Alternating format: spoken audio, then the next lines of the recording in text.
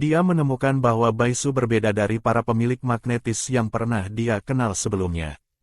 Tidak ada orang yang menampakkan kejahatan seseterang itu. Setidaknya menurut pandangannya, Baisu berbicara cukup belak-belakan, orang bodoh yang tidak bisa menyembunyikan emosinya. Bai Rongrong menyesuaikan ekspresinya, menampilkan raut yang lebih lembut dan anggun. Dia berpaling ke arah Lu Tingyan di sampingnya dan tersenyum akrab, seolah keduanya sudah lama saling kenal. Lagi pula aku juga takut mengganggu dunia berdua kakak ipar dan kakak. Lu Tingyan sedikit berkeringat. Memang sudah mengganggu. Jangan terlalu sering datang. Gadis itu lahir tanpa mewarisi darah ras dari sukunya, karena itulah dia dicampakkan oleh kedua orang tuanya sendiri. Anggota suku pun menolak mengurus kehidupannya sehari-hari. Ketika masih kecil, dia hanya bisa mengintip lewat celah pintu, menyaksikan adiknya bermain ceria bersama ayah dan ibu mereka dalam kehangatan yang tidak pernah dia rasakan. Pada akhirnya, adik dan ibunya bersekongkol mengusirnya dari keluarga. Setelah terlepas dari ikatan keluarga, Baisu mengandalkan kemampuan seni penyembuhan makanan yang baru dia sadari. Makanan yang dibuat dengan kemampuan itu tidak hanya bisa menyembuhkan, tetapi juga membuat tubuh semakin ramping setiap kali dimakan. Bahkan, dia berhasil menjadi tunangan pemimpin federasi. Namun tepat saat itu, seorang wanita yang mengaku sebagai adik Baisu tiba-tiba muncul, dan dengan begitu saja menyodorkan wajahnya seolah meminta ditampar. Bai Rongrong menampilkan senyum cerah di wajahnya. Aku sudah lama ingin berkenalan dengan kakak. Hanya saja selama ini tidak ada kesempatan. Hari ini akhirnya bisa bertemu juga. Baisu membalas dengan senyum dingin yang menjaga jarak. Kalau memang sudah lama ingin mengenalku, restoran kami buka setiap hari. Tapi tidak pernah kulihat kamu datang. Bai Rongrong merasakan keengganan yang terpancar dari Baisu. Dia segera berpaling, menampilkan senyum lemah lembut ke arah Lu Tingyan, seolah keduanya sudah saling akrab sejak lama. Lagi pula aku juga takut mengganggu dunia berdua kakak ipar dan kakak. Lu Tingyan sedikit berkeringat. Memang sudah mengganggu. Jarang-jarang saja datang. Dia berhenti sejenak, lalu menambahkan, sebenarnya, jangan datang saja. Senyum di wajah Bai Rongrong langsung membeku. Ini tidak sesuai dengan bayangannya sama sekali. Tapi bagaimanapun juga, dia adalah pemilik magnetis tingkat teratas. Dia dengan cepat memulihkan diri dan kembali menampilkan senyum manis. Hubungan kakak ipar dan kakak memang sebaik yang dikabarkan. Aku sampai iri melihatnya. Baisu menatapnya beberapa detik, lalu akhirnya mengajukan pertanyaan yang sudah lama menggantung di benaknya. Jadi, sebenarnya kamu adikku yang mana? Aku tidak mengenalmu. Setelah bertubi-tubi menerima penolakan, ekspresi Bai Rongrong mulai tampak kaku. Kakak, aku ini adikmu. Darah yang sama mengalir di tubuh kita. Masa kakak tidak ingat aku? Baisu menanggapi dengan ekspresi sedikit jijik. Adikku sekarang sedang mendekam di balik jeruji besi. Senyum di wajah Bai Rongrong akhirnya tak bisa dipertahankan lagi. Aku ini adik sepupumu yang jauh. Kakek aku dan kakekmu adalah saudara kandung. Ayah kita adalah saudara sepupu. Baisu manggut-manggut dengan ekspresi seperti baru menyadari sesuatu. Oh, ternyata saudara sejauh itu. Pantas saja rasanya aku tidak pernah melihatmu sebelumnya. Bai Rongrong merasa kesal di dalam hati. Belum pernah dia bertemu orang yang begitu tidak tahu cara bersikap.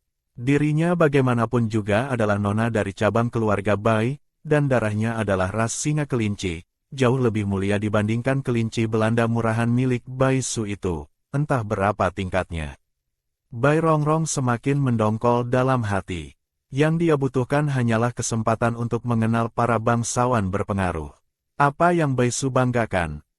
Tepat saat itu, Yan Jiu berjalan mendekat dan berkata dengan hormat, Nona Bai, adik saya ingin bertemu dengan Anda. Apakah Anda ada waktu? Anda tahu sendiri, dia baru saja melahirkan dan tidak bisa datang sendiri. Bai Rongrong akhirnya menemukan kembali sedikit rasa percaya dirinya. Dia berpaling ke arah Yan Jiu dengan senyum hangat. Tentu saja, di mana adik Anda? Saya bisa langsung ke sana sekarang. Yan Jiu terlonjak mundur. Apakah malam ini terlalu gelap sehingga orang lain tidak bisa membaca ekspresinya dengan jelas? Dia menjelaskan dengan canggung, "Maaf, yang saya undang adalah Nona Baisu. Boleh saya tanya, Anda ini siapa?" Bai Rongrong tertegun sejenak, lalu wajahnya seketika meledak dalam kemarahan yang hampir tak bisa diredam. Oh, ternyata kakak kenal juga dengan Nona ketiga Yan. Yan Jiu tidak menyadari ketegangan di antara mereka dan mengangguk dengan senyum. "Iya, adik saya hamil 4 sekaligus setelah makan masakan Nona Baisu. Jadi dia ingin mengucapkan terima kasih langsung." Baisu mengangguk. "Baiklah, kebetulan aku juga sedang tidak ada kegiatan. Menambah kenalan baru juga hal yang bagus." Yan Jiu melirik ke arah Lu Tingyan dengan sedikit gugup. "Tuan pemimpin, bolehkah saya meminjam waktu Nona Bai sebentar?" Lu Tingyan mendengus dingin. "Hanya sebentar, setengah jam, antarkan kembali Li Beiku." Yan Jiu seolah mendapat pengampunan. Dia mengangguk berulang kali. Baik, saya jamin Nona Bai akan kembali dengan selamat." Setelah itu dia langsung membawa Baisu pergi meninggalkan tempat itu. Bai Rongrong memang sedikit tidak terima, tapi begitu matanya jatuh pada Lu Tingyan yang masih berdiri di sisi lain, hatinya langsung bergetar. Kalau begini, bukankah sekarang hanya tinggal dia dan tuan pemimpin berdua saja? Ini benar-benar kesempatan emas yang diberikan langit. Bai Rongrong merapikan ekspresinya. Dia memasang senyum sempurna yang sudah dia latih ratusan kali di depan cermin. Hari ini adalah acara yang begitu penting. Tuan pemimpin, ini pertama kalinya Anda membawa kakak ke pesta, bukan? Kalau aku yang berada di posisinya, aku pasti akan gugup bukan main. Demi menjaga muka tuan pemimpin, setidaknya aku akan memastikan penampilanku terlihat pantas." Dia menghela napas tipis. Rambut kakak itu sungguh tidak sedap dipandang. Bagaimana bisa datang ke pesta dengan rambut seacak itu?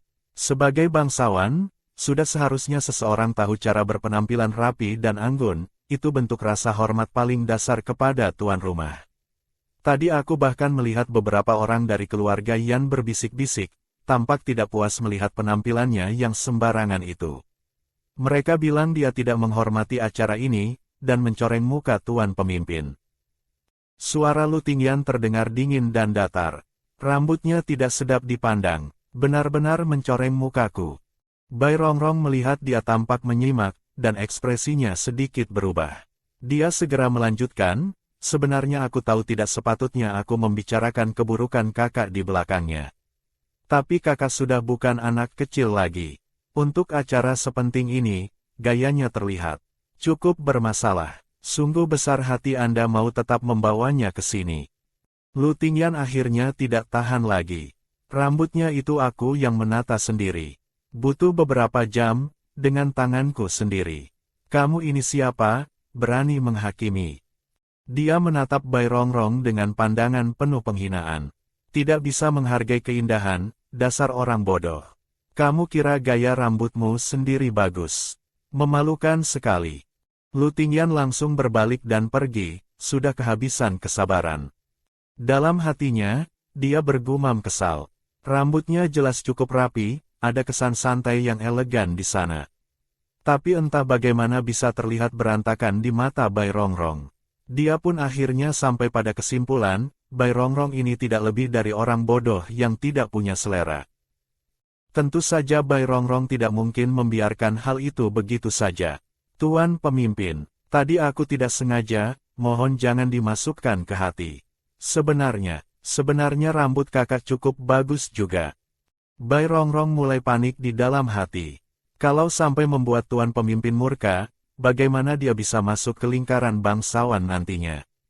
Setidaknya di permukaan, tidak boleh ada yang curiga. Tapi Lu Tingyan sudah melangkah pergi karena murka, dan Bai Rongrong langsung melihat peluang. Sorot matanya berkilat, dia berlari menyusul, lalu dengan sengaja berpura-pura tersandung tepat di depan Lu Tingyan, dan langsung menghambur ke dalam pelukannya. Wajah kecilnya dipenuhi rona malu yang dibuat-buat. "Tuan pemimpin, maaf, kakiku sepertinya terkilir, bisakah Anda memelukku?" Lu Tingyan mendorong orang itu menjauh dengan jijik. Kamu ini melumuri diri dengan bedak basah, iya. Sekarang bajuku kotor gara-gara bubuk riasanmu itu. Bai Rongrong menampilkan ekspresi panik, sudut matanya sedikit bergetar.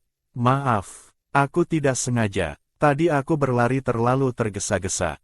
Dia meraih dahan pohon di sampingnya, tubuhnya terlihat lemah lembut bagaikan pohon willow diterpa angin, wajahnya tertunduk dengan tampilan menyedihkan yang tampak begitu memelas. Keributan itu pun cepat menarik perhatian banyak orang yang mendekat. Seseorang bertanya dengan penuh perhatian, "Nona, Anda baik-baik saja?" "Tuan pemimpin, apa yang terjadi?" Bai Rongrong mengerucutkan bibir, mata merahnya tampak berkaca-kaca. "Salahku sendiri, aku berlari terlalu kencang dan menabrak tuan pemimpin. Bajunya pun sampai kotor." Penampilan Bai Rongrong yang memelas itu memang memiliki daya tariknya sendiri.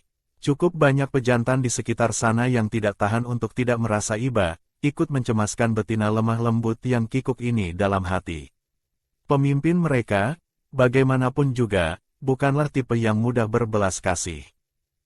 Melihat Lu Tingyan tetap diam, Bai Rongrong memberanikan diri untuk menatapnya, seolah ingin membuktikan bahwa dirinya bukan tipe betina yang sengaja melempar diri ke pelukan orang. "Tuan pemimpin, aku benar-benar tidak sengaja mengotori baju Anda.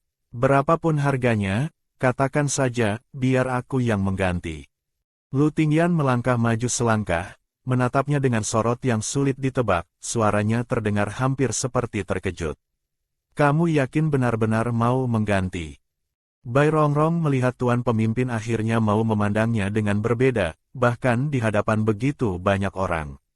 Rasa sombong dalam dirinya langsung meluap.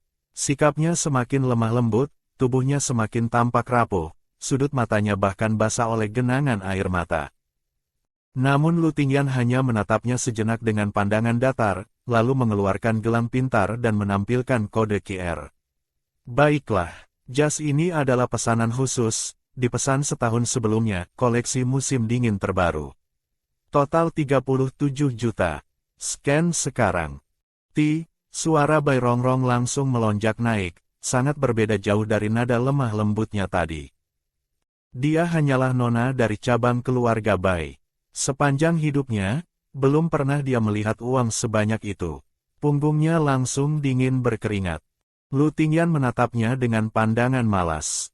"Ganti dong, bukannya kamu yang mau mengganti? Kenapa diam? Kenapa terus berkeringat begitu?" Bai Rongrong tidak pernah menyangka dia akan bertindak setanpa tata krama ini, benar-benar menuntut ganti rugi. Momen itu hancur total, dia hanya bisa tergagap, Aku, tapi satu kata pun tidak bisa keluar dengan utuh. Lu Tingyan menampilkan ekspresi jijik yang tak disembunyikan. "Aku sebenarnya cukup penasaran, tunanganku tampaknya tidak mengenalmu. Kamu mendekatinya dengan mengaku sebagai adiknya, lalu begitu dia pergi, kamu langsung mengkritiknya di hadapanku. Apakah itu memang tulus demi kebaikannya? Atau sengaja memancing pertengkaran di antara kami?" Wajah Bai Rongrong kini benar-benar memucat. Bukan begitu maksudku. Aku hanya mendengar dari orang lain dan menyebutkannya sekilas di hadapan Anda." Belum selesai dia berbicara, beberapa anggota keluarga Bai sudah tertarik mendekat. Bai Junlan melangkah maju dengan raut muka yang berusaha tenang. "Tuan pemimpin, mohon maaf. Anak ini masih muda, baru pertama kali menghadiri pesta seperti ini, dia tidak sengaja menyinggung Anda. Baju itu akan kami ganti." Bai Junlan langsung menyeret Bai Rongrong yang sudah mempermalukan keluarga itu menjauh. Dalam hatinya dia mendesis, dasar tidak tahu diri. Tidak lihat diri sendiri punya kemampuan apa.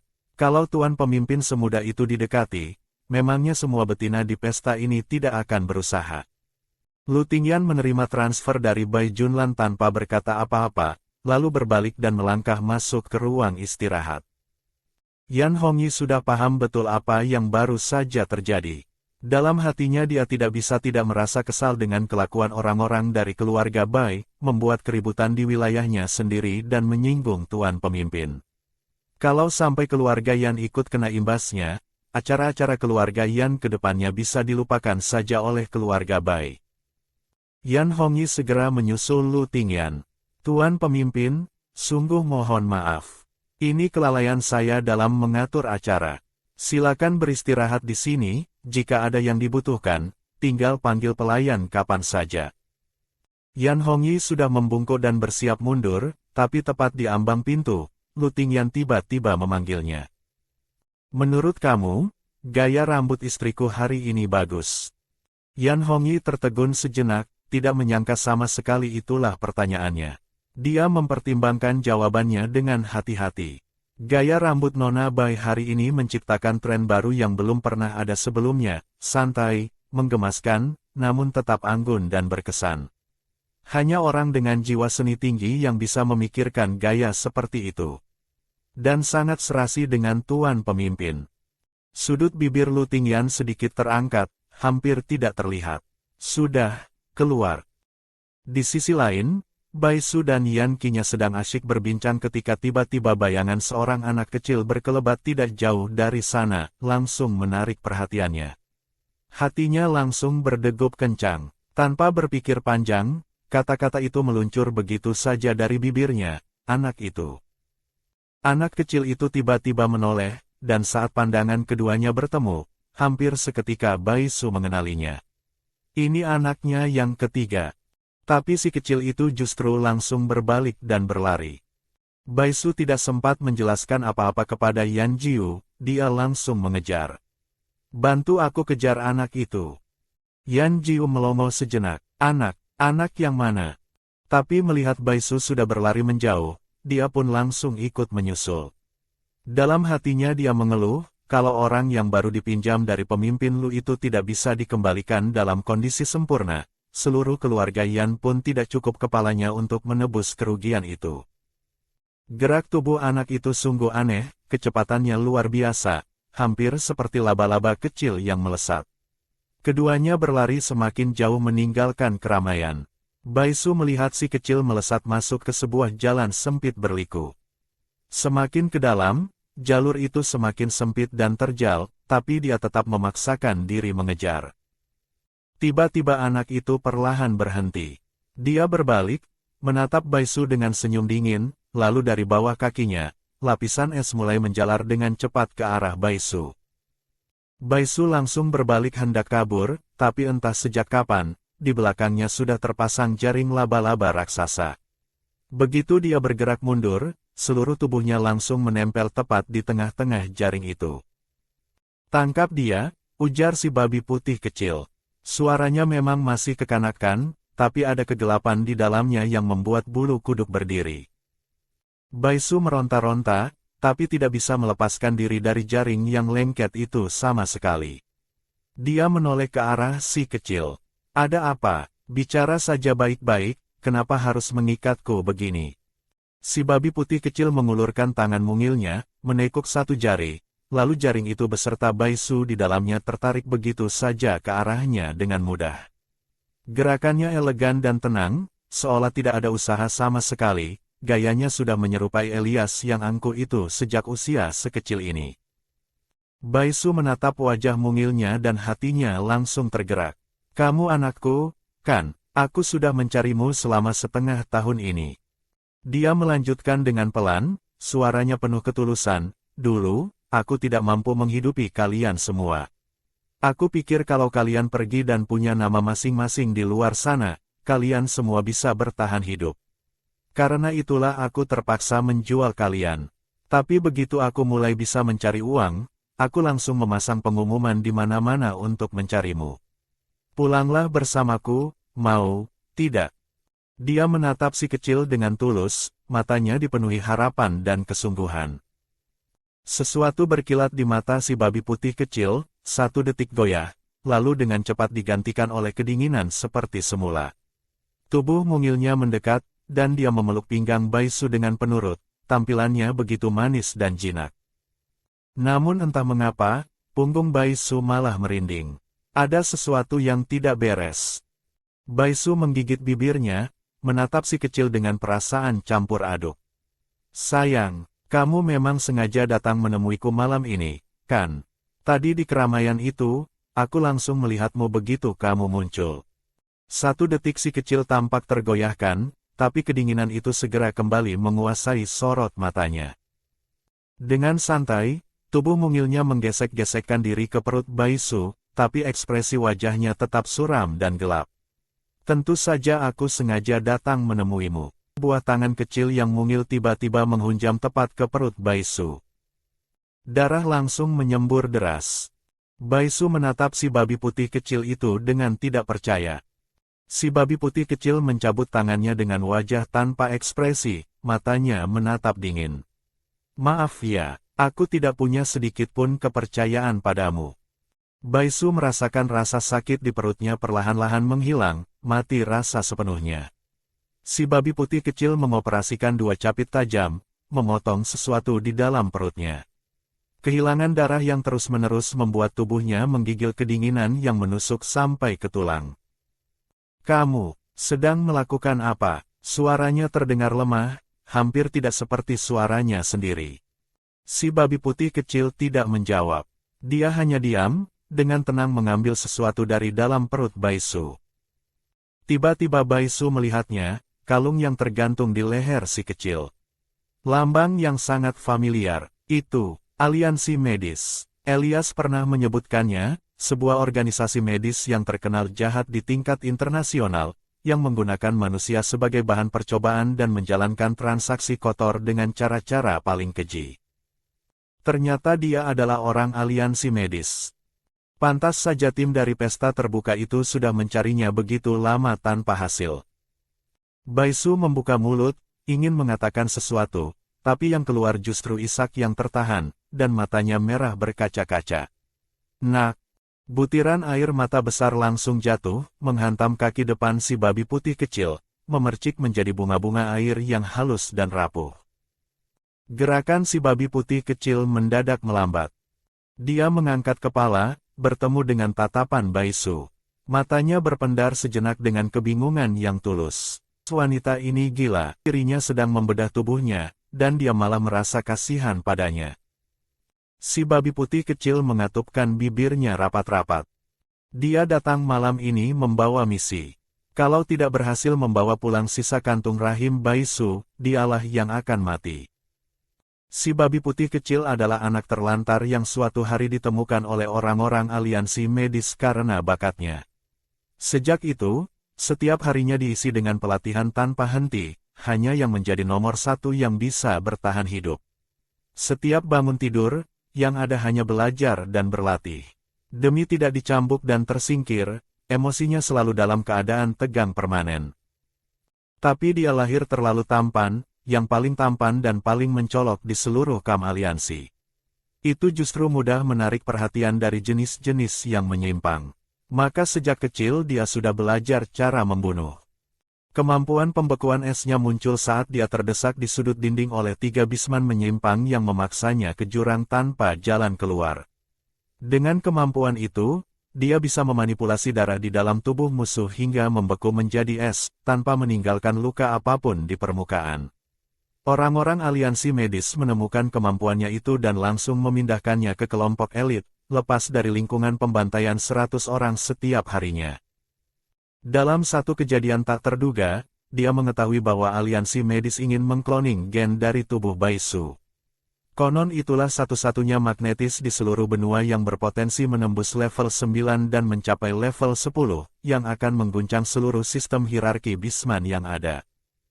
Dan begitu aliansi medis berhasil memecahkan rahasia gen Baisu, mereka bisa mengkloning kantung rahim yang identik. Mau tidak mau, sebuah chip sudah ditanamkan di otaknya. Pilihan yang tersisa hanya 2, jalankan perintah, atau mati.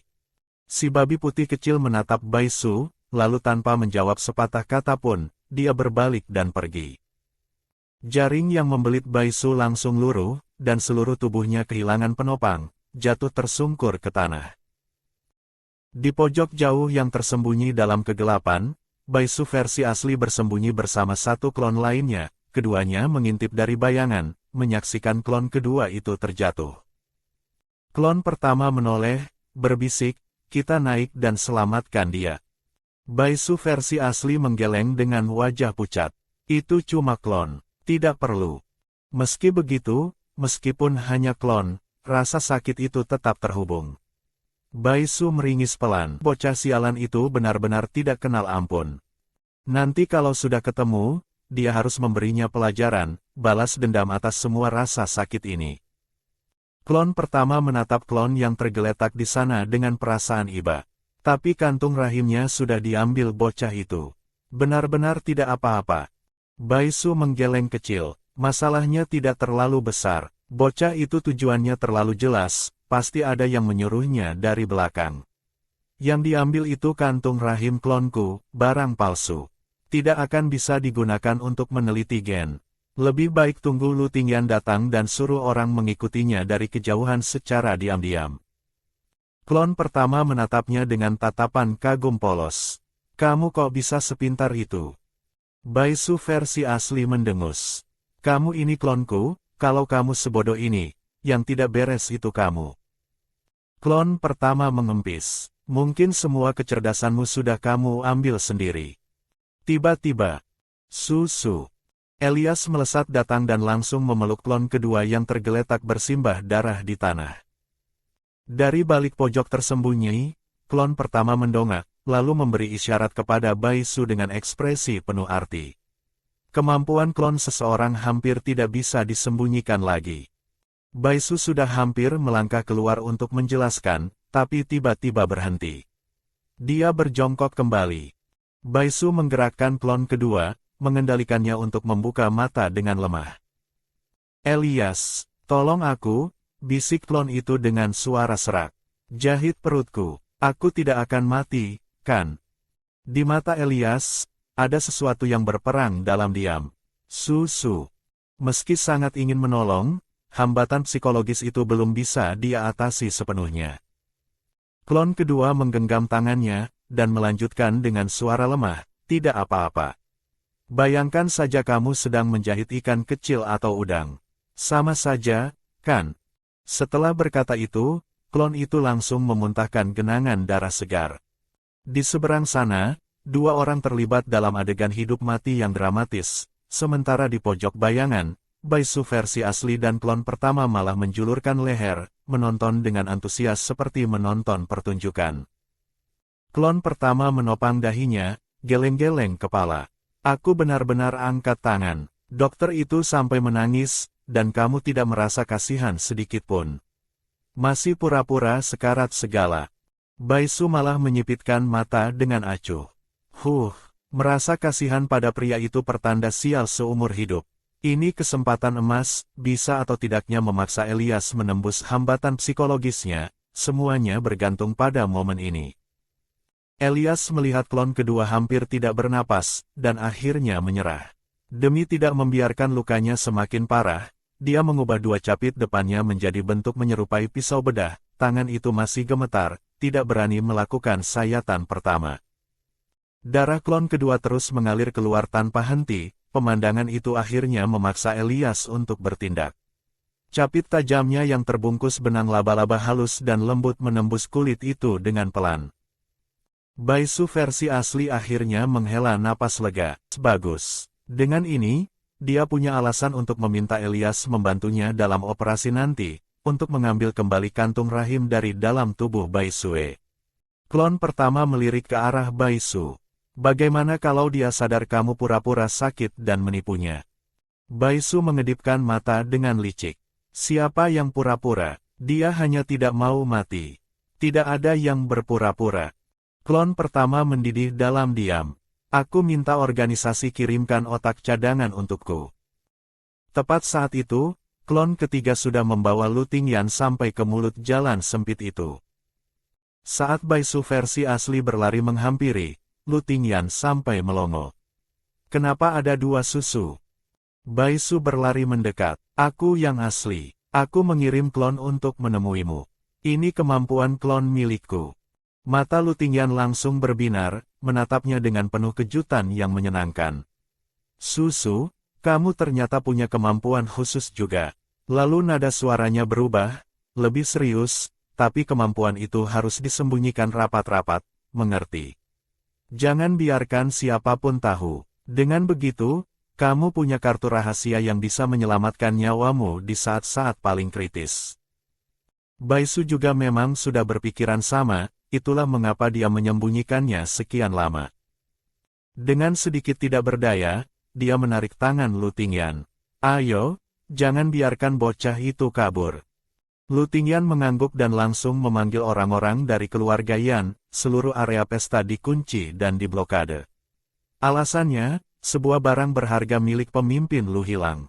Yodel segera membawa pasukan pengawal dari luar untuk memulai penyisiran. Baisu tahu kemampuan klonnya tidak mungkin bisa disembunyikan dari Elias, dan Elias sedang sibuk melakukan operasi sambil memeluk klon, jadi kemungkinan dia tidak akan melihat saat Baisu versi asli berjalan keluar bersama Lu Tingyan. Dengan begitu dia tidak perlu menjelaskan terlalu banyak nanti. Baisu manis-manis menarik ujung baju Lu Tingyan. Tadi ada klonku lain yang bersama anak itu. Kita ke sana dulu, mungkin ada petunjuk. Lu Tingyan mengangguk dan melangkah masuk ke jalan sempit itu. Semakin dalam, bau darah semakin pekat, hingga akhirnya mereka melihat klon kedua yang tergeletak di tengah genangan darah, dan Elias yang sudah selesai menjahit lukanya. Elias melihat Baisu yang berjalan mendekat dari kejauhan, matanya sedikit melebar. Susu. Baisu menampilkan ekspresi kaget yang dibuat-buat. Kalian sedang apa di sini? Dia melirik ke arah klonnya itu, lalu dengan satu gerakan tangan menariknya kembali ke dalam dirinya. Elias menyipitkan mata. Kemampuan klon. Klon, ya, Baisu mengangguk dengan sedikit rasa bersalah di wajahnya. Maaf membuatmu salah paham. Ini salah satu klonku, dia yang bertugas mengejar. Sebelumnya aku menemukan salah satu anakku. Untuk berpura-pura bahwa dirinya dan klonnya tidak memiliki kesadaran yang terhubung, Baisu sengaja berkomunikasi dengan klon itu di hadapan semua orang. Bagaimana? Tadi anak itu kemana? Klon kedua menggeleng dengan lemah. Dia mengambil sesuatu dari perutku lalu kabur. Dia bisa membuat jaring laba-laba untuk menjerat orang. Bisa membekukan segalanya hingga tak bisa bergerak. Tangannya bisa berubah menjadi pisau. Dan tubuhku disuntik obat bius. Belum selesai kata-kata itu, Elias sudah berubah raut wajah, dia langsung memotong, anak macam apa itu? Kedengarannya seperti orang dari keluarga Landon. Tapi untuk memiliki kemampuan pembekuan sekaligus kemampuan jaring secara bersamaan, itu hanya mungkin dimiliki oleh keturunan langsung keluarga Landon. Sepengetahuannya, orang-orang dari keluarga Landon yang memiliki kemampuan leluhur hanyalah kakeknya dan dirinya sendiri. Anak ini, apakah keturunanku? Elias tiba-tiba menatap Baisu. Dulu kamu melahirkan anakku. Baisu langsung tersipu karena kata-katanya yang begitu belak-belakan, pipinya sedikit memerah. Dia berusaha menyusun kata-kata yang tepat. Tapi Lu Tingyan sudah tidak tahan untuk tidak ikut campur. Malam itu memang ada 4 orang. Selain aku dan sepupuku Wenlan, ada juga Li Chenling dan Elias. Kalau Baisu bisa melahirkan anak untukku dan untuk Li Chenling, maka 2 anak lainnya kemungkinan besar milik Elias dan Wenlan. 2 anak yang Baisu minta dia cari itu, 1 babi putih kecil, 1 kadal warna-warni kecil. Persis sesuai dengan ras Bisman milik Elias dan Wenlan. Lu Tingyan sebelumnya bukannya tidak pernah punya dugaan seperti ini, hanya saja dia masih sulit untuk benar-benar percaya. Dalam pewarisan darah Bisman, kemungkinan mewarisi kemampuan setengah Bisman dari leluhur secara sempurna hanyalah 1 berbanding 1000. Tapi berapa banyak anak yang sudah Baisu lahirkan, termasuk si babi putih kecil tadi, sudah 3 anak yang diketahui mewarisi kemampuan setengah Bisman milik ayahnya secara sempurna. Bahkan konon ada 1 lagi si kadal kecil yang sedang dalam kandungan. Ini sungguh di luar nalar. Elias pun sama terkejutnya. Ini, tidak mungkin. Ini sama sekali tidak masuk akal. Lu Tingyan langsung tidak senang mendengarnya. Kenapa tidak mungkin? Kamu sedang meragukan susuku. Elias memandang keduanya, lalu menjelaskan dengan tenang, bakat dan kemampuan keluarga Landon hanya bisa diwariskan dengan selang 1 generasi. Kekuatan darah keluarga Landon sangat besar, setelah ribuan tahun evolusi, sistem pewarisan yang unik telah terbentuk. Kekuatan dari darah kakek akan tertidur di dalam tubuh ayah. Hanya setelah ayah melahirkan anak pertama, yaitu aku, barulah kekuatan itu bangkit di dalam tubuhku melalui darah ayah yang sudah diencerkan, sehingga tidak sampai menghancurkan sang bayi. Berdasarkan urutan ini, anakku tidak akan mewarisi satu pun kemampuan dariku. Baru pada generasi cucuku nanti, kemampuan itu bisa diwariskan kembali. Dia berhenti sejenak, kecuali jika betina yang mengandung memiliki bakat yang sangat luar biasa, sehingga bayi yang lahir memiliki gen yang cukup kuat untuk menampung kekuatan itu. Hanya dengan cara itu, kekuatan bisa terbangun di dalam darah generasi anakku. Dia mengangkat pandangannya, tapi kalau Baisu memang betina sekuat itu, bagaimana bisa statusnya hanya seperti ini sekarang? Dan bagaimana Lu Tingyan bisa membiarkannya begitu saja di restoran di puncak gunung itu, berinteraksi dengan begitu banyak orang setiap hari? Itu seperti melempar sepotong daging ke padang pasir, lalu berteriak-teriak di pinggir jalan sambil melambaikan uang emas. Apa bedanya? Lu Tingyan yang mendengar itu langsung paham maksudnya, dan hatinya sudah cukup mengerti gambaran situasinya. Baisu baru hendak menjelaskan, tapi Lu Tingyan sudah lebih dulu menutup mulutnya dengan telapak tangan, lalu menatap Elias. Kecuali kamu bersedia menjadi suami pilihan susu dan bersumpah dengan darahmu bahwa kamu tidak akan pernah menyakitinya, baru aku akan memberitahu kenyataannya padamu. Dan ingat, posisi istri utamaku tidak boleh diganggu-gugat. Datang juga akhirnya. Baru saja, Lu Tingyan, demi mempertahankan posisi istri utamanya, secara aktif mengundang Elias untuk menjadi suami pilihan dari tunangannya sendiri. Dan sebagai syaratnya, dia meminta Elias bersumpah atas nama darah, tidak boleh pernah menyakiti Baisu, baru rahasia tentang satu kehamilan 4 ras itu akan dibuka. Insting Elias mengatakan, kalau dia melewatkan momen ini, dia akan menyesal seumur hidup. Elias langsung bersumpah dengan kekuatan mentalnya kepada leluhur, berjanji seumur hidup akan melindungi Baisu. Baru setelah itu, Lu Tingyan menceritakan hasil pemeriksaan medis itu kepadanya. Elias, yang sudah melihat tak terhitung banyaknya pasien sepanjang hidupnya, tidak bisa tidak terguncang. Tidak menyangka Baisu sangat mungkin mencapai level 9. Kalau itu benar, seluruh sejarah benua yang ada akan ditulis ulang. Pantas saja dia bisa melahirkan beberapa anak sekaligus, dan semuanya mewarisi kemampuan setengah Bisman milik ayahnya secara sempurna.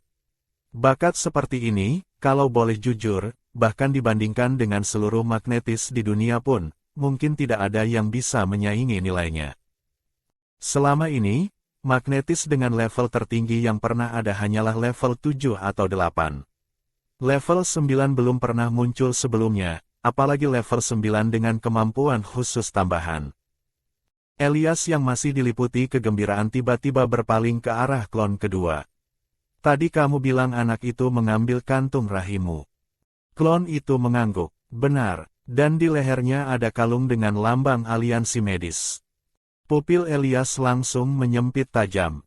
Sepertinya dia sudah bisa menebak siapa yang membunuh kakeknya. Tenang saja, Lu Tingyan memotong. Yodel sudah mengirim orang untuk melacak kemana anak itu pergi. Si babi putih kecil kembali ke markas aliansi medis. Dia menyerahkan kotak termostat berisi hasil misinya kepada orang yang menunggunya di sana. Bisman sapi yang memimpin kelompok itu menatap isi kotak tersebut, dan sebuah senyum tipis melintas di wajahnya. Atasan pasti akan sangat senang dengan ini. Si babi putih kecil hanya menyahut seadanya, lalu kembali ke kamarnya. Dia berbaring di tempat tidur, matanya menatap langit-langit, pikirannya tak henti-hentinya memutar ulang tatapan Baisu yang tertuju padanya tadi. Sebelumnya, Baisu selalu menggunakan berbagai kata-kata untuk menyiksanya, dan karena jijik pada kenyataan bahwa dia adalah babi, Baisu menjualnya begitu saja, yang akhirnya membuatnya menjadi yatim piatu terlantar. Si babi putih kecil menatap punggung tangannya yang terbakar oleh air mata tadi. Entah mengapa, dia gelisah dan tidak bisa tidur, terus terbalik ke sana kemari di atas ranjang. Akhirnya dia tidak tahan lagi, membuka layar hologram di tangan kirinya dan mencari di jaringan bintang, kantung rahim diambil, masih bisa hidup. Tiba-tiba terdengar ketukan keras di pintu dari luar. Si babi putih kecil langsung memadamkan layarnya, ekspresinya kembali dingin, dan seluruh emosinya lenyap seketika. Dengan wajah tanpa ekspresi, dia berjalan membuka pintu. Di balik pintu, Bisman sapi itu menatapnya dengan ekspresi yang sama dinginnya. Atasan memanggilmu ke ruang interogasi sekarang.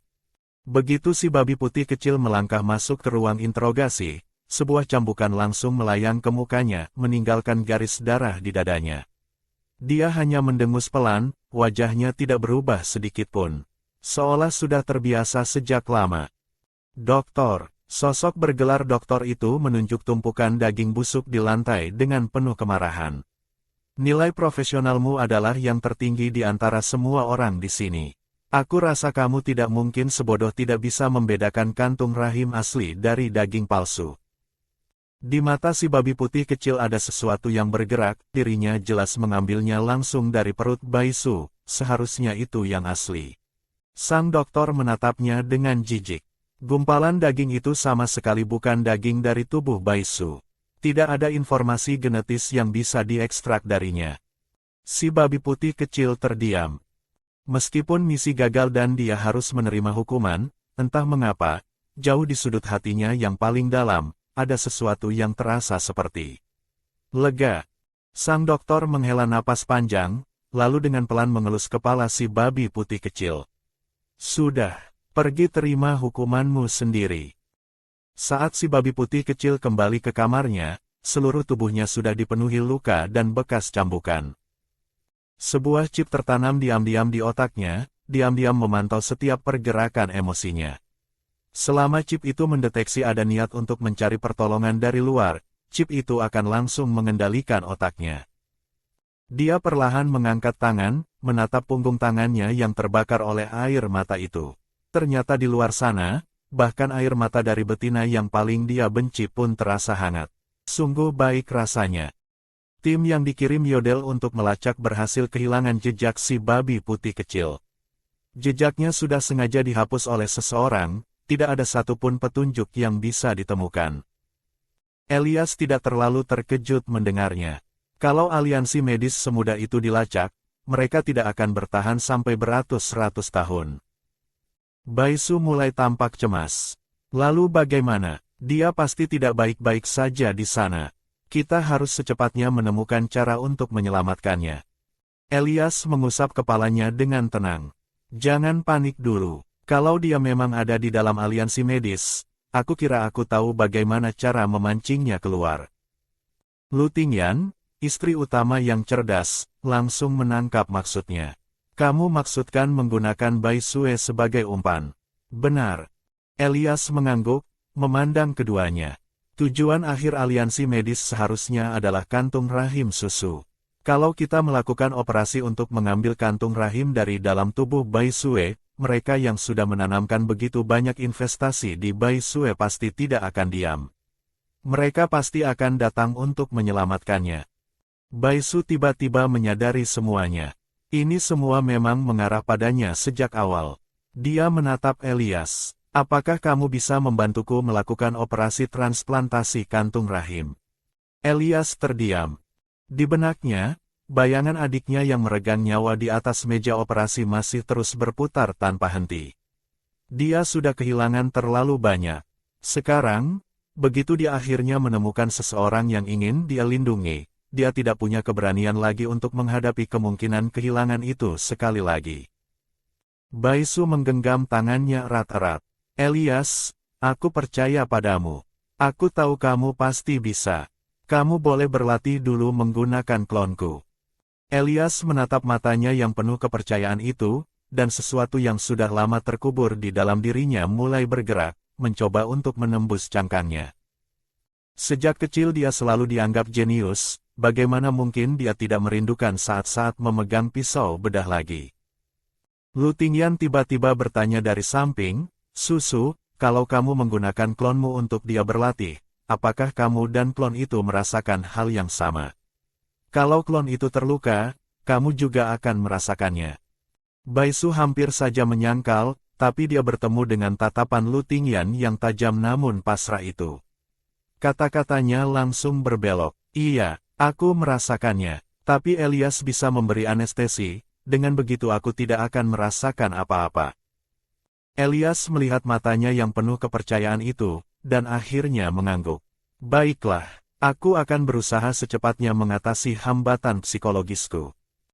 Sejak hari itu, Elias berlatih setiap hari menggunakan klon-klon Baisu. Hasilnya tidak bisa dipungkiri, pelatihan itu sangat efektif. Dengan ketersediaan klon yang tak terbatas sebagai bahan latihan, dan selama klon itu diberi anestesi sehingga Baisu tidak merasakan rasa sakit, kemajuannya pesat. Lu Tingyan berdiri di sampingnya dengan muka cemberut. Bisa tidak sih? Sudah berapa hari ini, setiap hari susuku diperlakukan baik-baik, makanan enak pun sudah disediakan. Kalau gagal, aku bunuh kamu, laba-laba kurus yang lemah ini. Elias memijat pelipisnya. Kalau kamu tidak ada kerjaan, pergi temani susu. Ngapain nongkrong di sini? Lu Tingyan memasang gaya istri utama.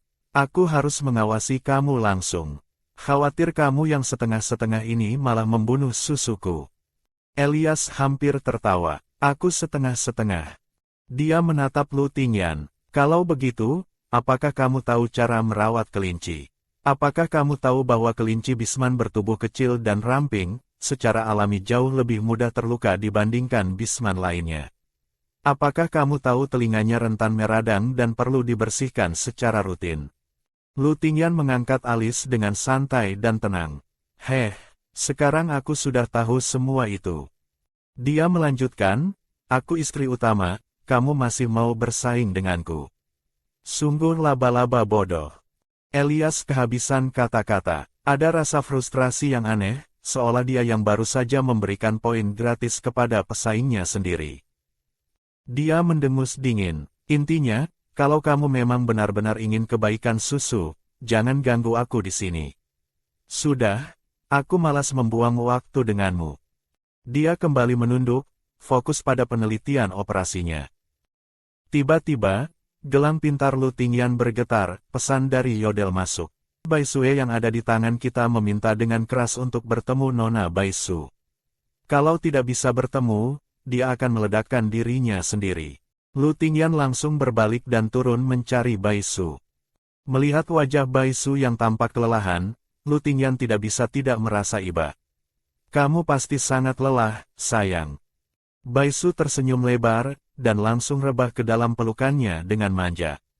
Lelah tapi sangat puas. Bagaimana persiapan Elias?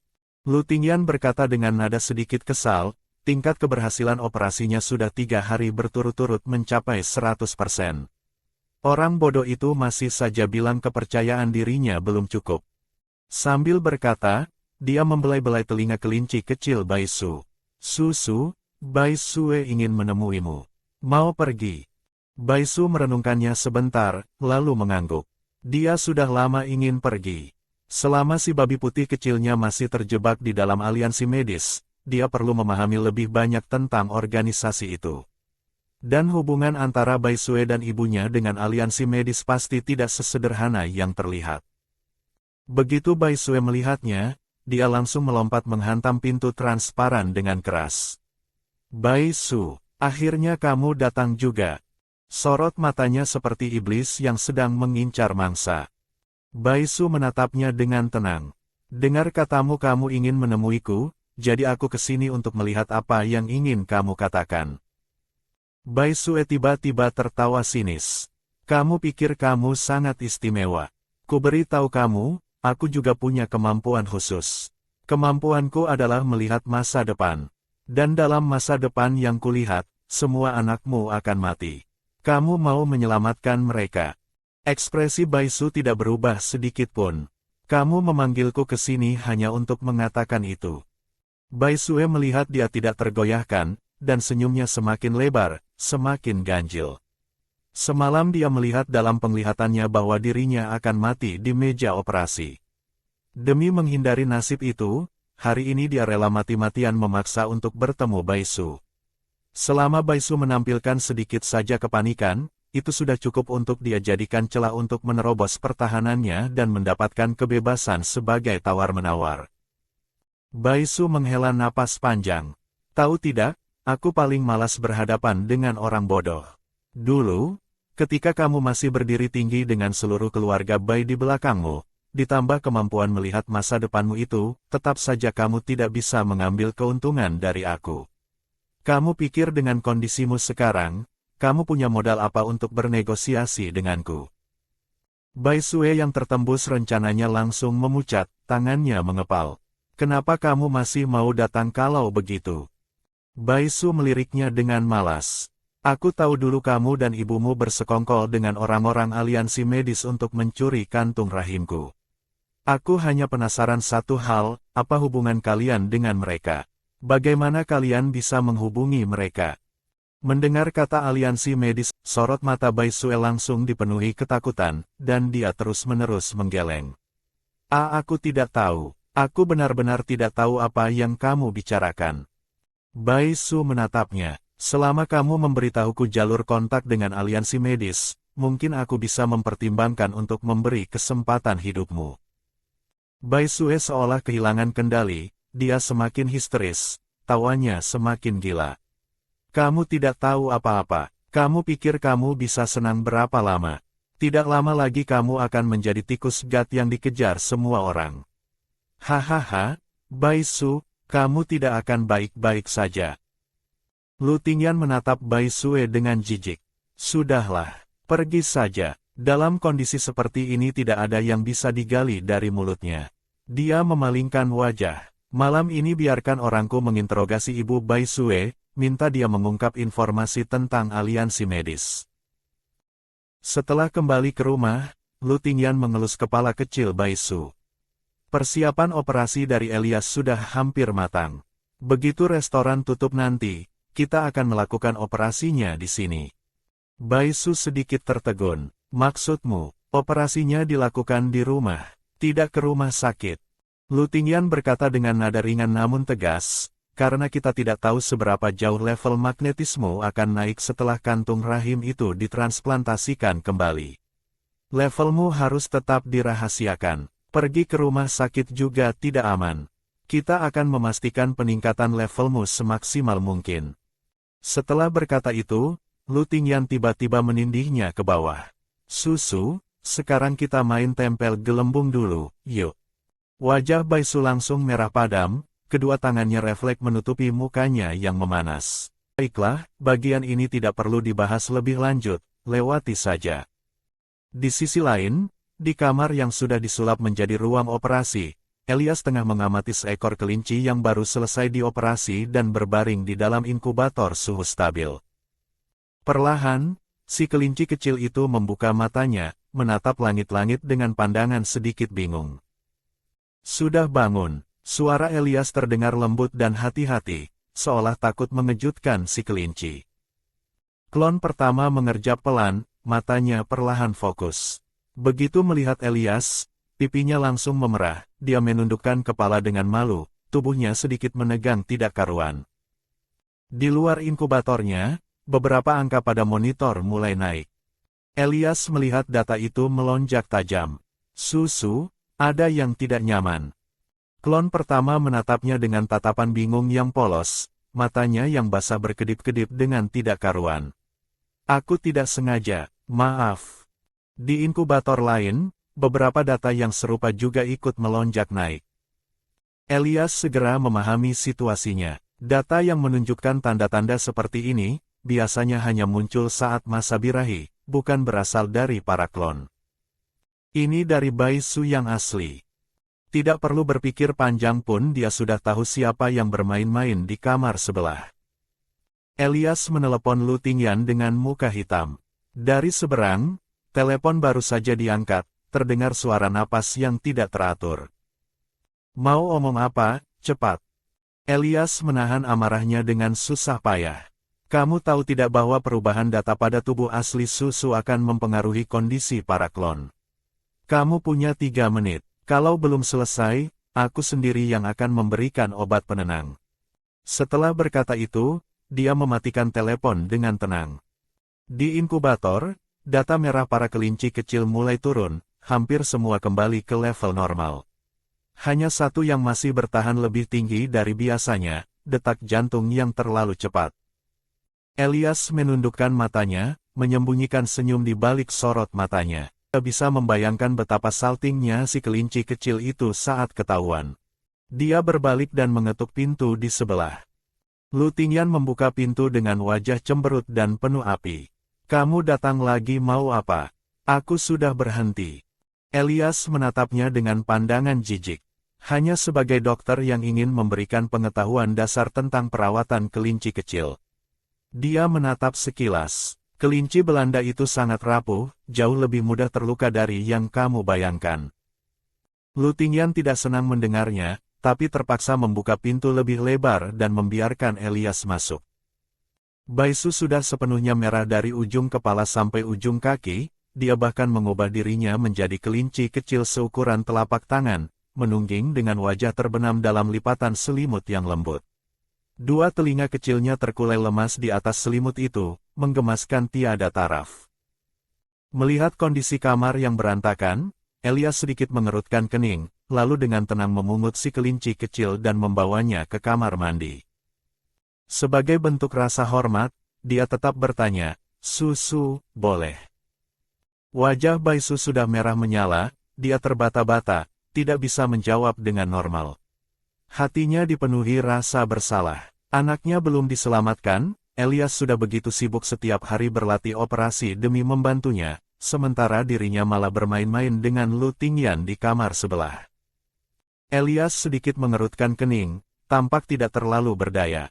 "Susu, kamu tidak boleh terlalu menuruti Lu Tingyan si serigala bodoh itu. Lama-kelamaan kamu bisa rusak di tangannya." Lu Tingyan langsung tidak terima. "Jangan cerewet." Susu tidak protes berarti dia setuju.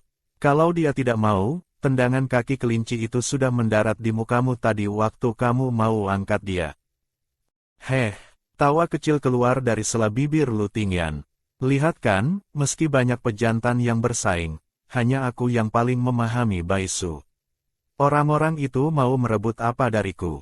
Jangan kira status istri utama itu hanya omong kosong belaka."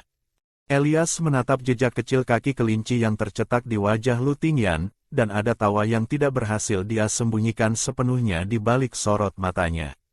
"Oh, begitu, ternyata seseorang pernah ditendang." Dia memakai sarung tangan dan mulai membersihkan telinga si kelinci kecil dengan hati-hati, menjelaskan setiap langkahnya kepada Lu Tingyan.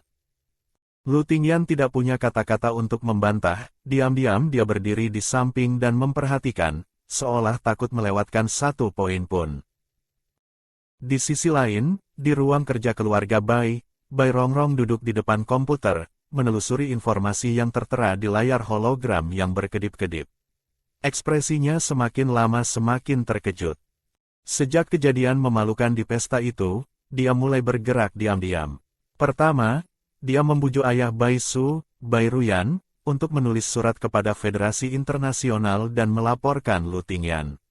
Kemudian dia mendatangi ibu Baisu, Ruiki, di tahanan, berharap bisa bekerja sama dengannya untuk menjatuhkan Baisu dan membebaskan Baisue. Saat Bai Rongrong keluar dari pusat penahanan, Ruiki tiba-tiba berbisik padanya, "Ingat untuk menyiram bunga di meja ruang kerjaku. Jangan sampai layu." Tapi di atas meja Ruiki tidak ada satupun bunga segar, yang ada hanyalah wallpaper bunga di layar hologram komputernya. Mengikuti petunjuk tersembunyi dari Ruiki dan membuka komputer dengan kata sandi yang benar, Bai Rongrong menemukan tumpukan data yang membuatnya tercengang.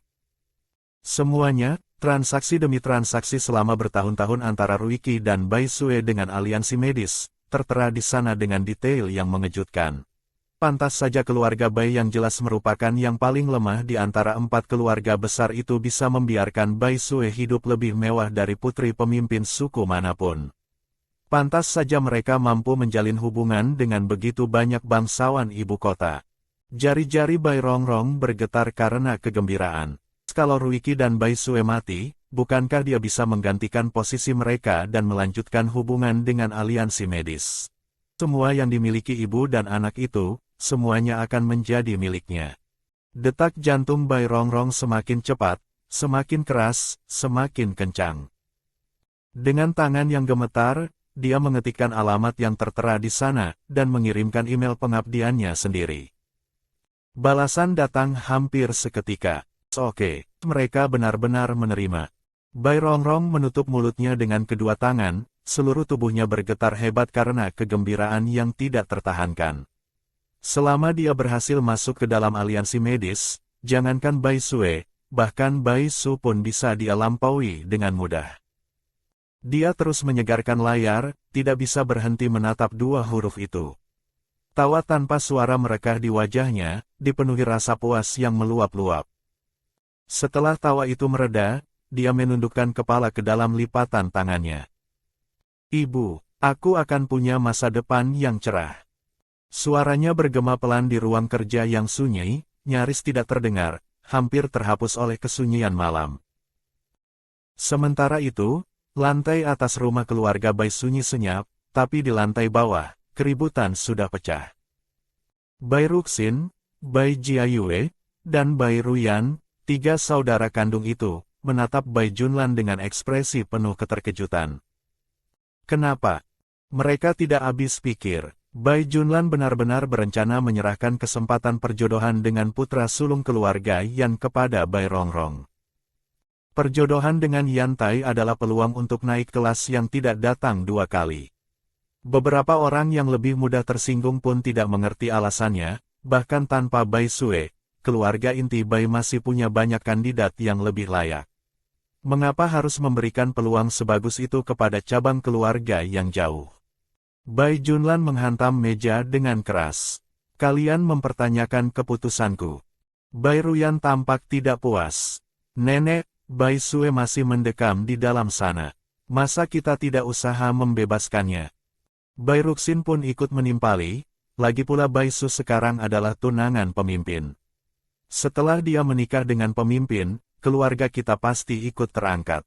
Dengan begitu, para gadis keluarga kita secara alami bisa menjalin relasi yang lebih tinggi. Bai Jiayue mendelik, omong kosong, benda tidak tahu balas budi, mata keranjang yang tidak punya hati nurani.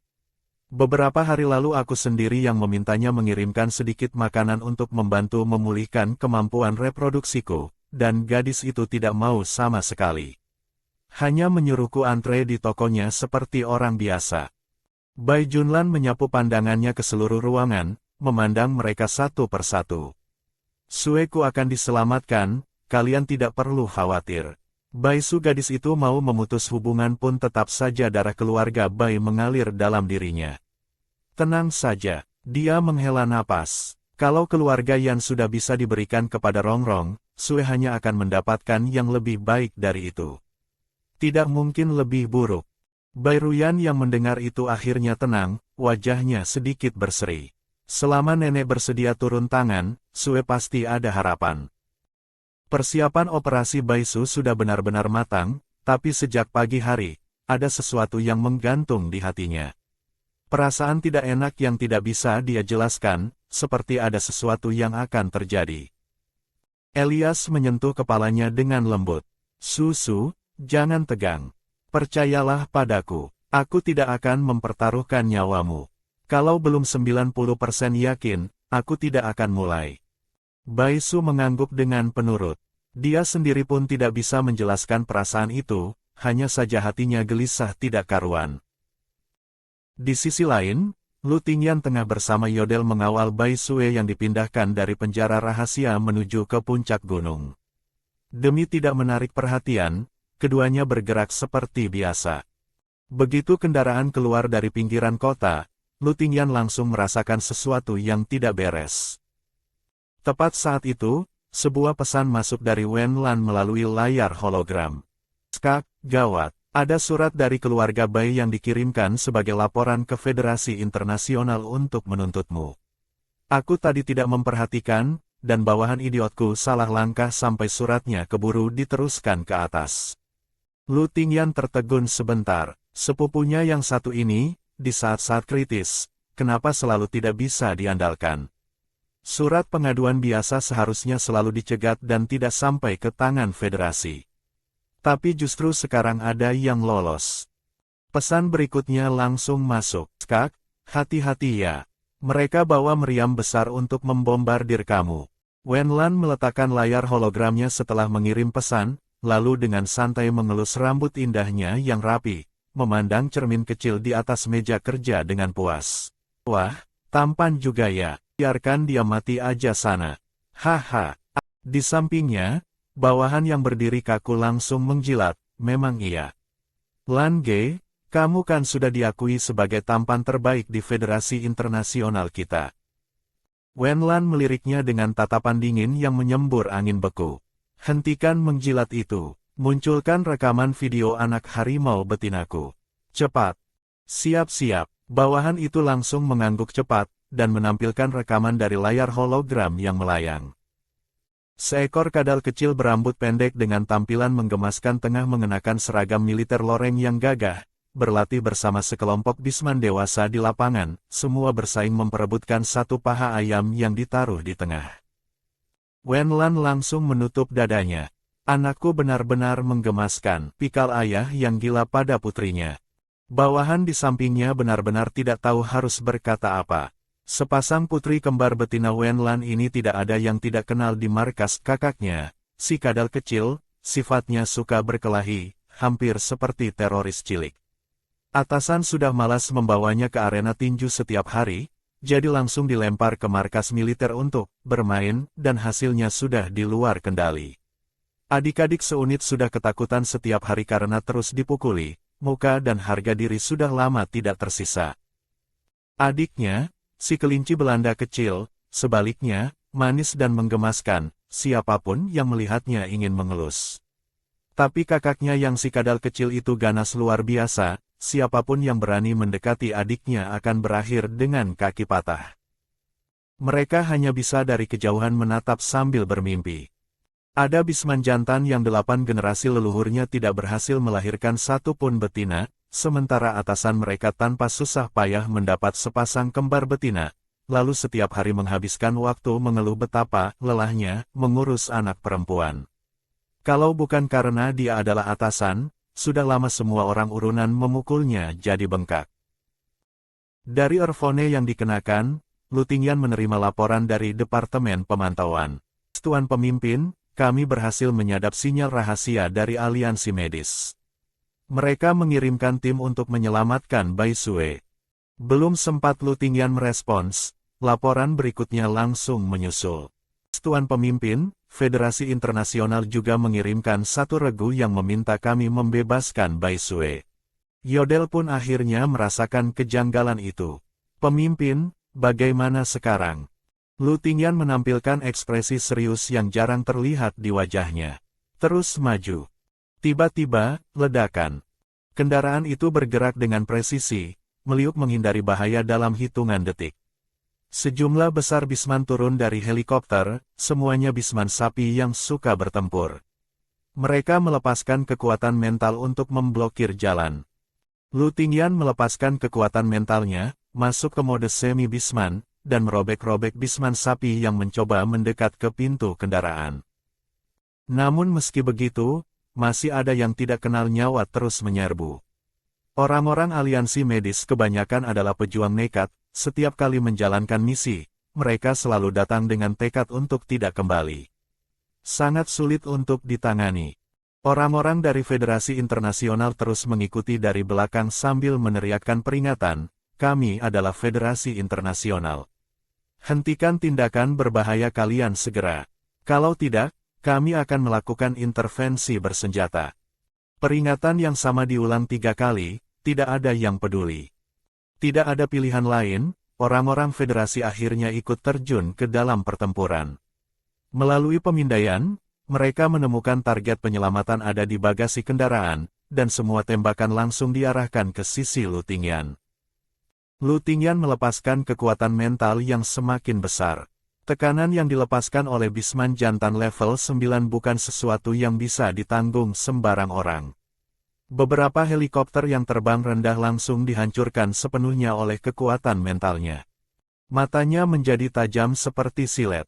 Dia terus melepaskan kemampuan celah dimensi, apapun yang terkena ujung kemampuan itu, baik bisman maupun peralatan tempur, langsung tertelan celah dan lenyap.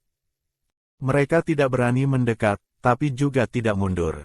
Jumlah mereka semakin banyak, Tembakan semakin gencar, seolah peluru tidak punya harga, semua ditumpahkan ke arah Lu Tingyan. Dia terus menghindar, wajahnya semakin dingin. Dia tahu ini strategi untuk menguras kekuatan mentalnya secara perlahan. Lu Tingyan langsung mengambil keputusan, masuk ke mode Bisman penuh. Dia menggigit kotak berisi baisue dari bagasi, dan membawanya di dalam mulutnya, berlari dengan kecepatan penuh. Semua tembakan mengejar ke arahnya dengan brutal. Lu Tingyan terlalu gesit dan lincah, dalam kondisi puncak, tanpa beban kendaraan, hampir tidak ada yang mampu menghadangnya. Tapi aliansi medis dengan cepat mengubah strategi. Mereka menembakkan bom ke depan, bom-bom itu meledak jauh di hadapannya. Bahkan tidak perlu menghindar sama sekali. Tidak mungkin jangkauan mereka sebegitu buruknya. Lu Tingyan langsung menyadari niat mereka.